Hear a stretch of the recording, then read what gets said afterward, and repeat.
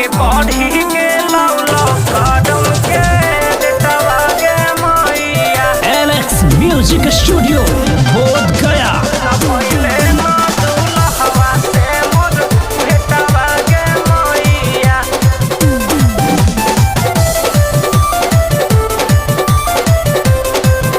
आगे बढ़ी के लौलो कदम के देतवा गे मैया।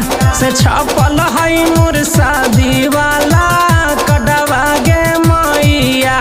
तब भइले ना दुल्हवा से मोर भेटवा गे मैया।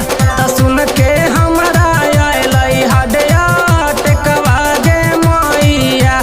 बढ़ी गेलौ लॉकडाउन के डेटवा गे मैया।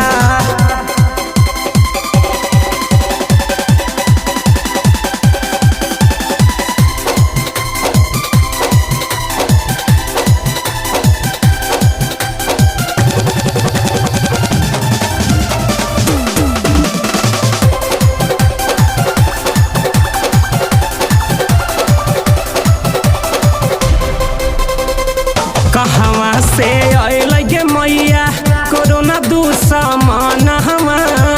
पुराना भेलै हमर सोचल सपनामा।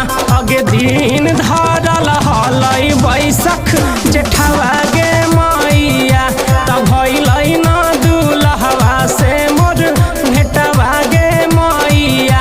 अगे बढ़ी गेलौ लॉकडाउन के डेटवा गे मैया।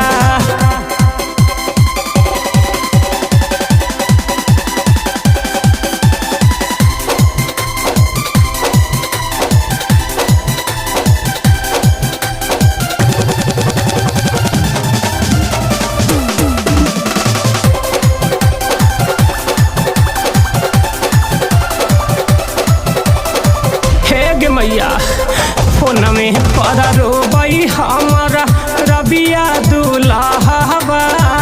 फुटलै करमिया हमर रुकलै बियाहवा। अरे बड़ी दिन पर होलै हलो सेटवा गे मैया। अगे होलै ना दुल्हवा से मोरा भेटवा गे मैया। त बढ़ी गेलै लॉकडाउन के डेटवा गे मैया। आगे बढ़ी गेलौ लॉकडाउन के डेटवा गे मैया। से छपल है मोर शादी वाला कदवा गे मैया। त भइले ना दुल्हवा से मोर भेटवा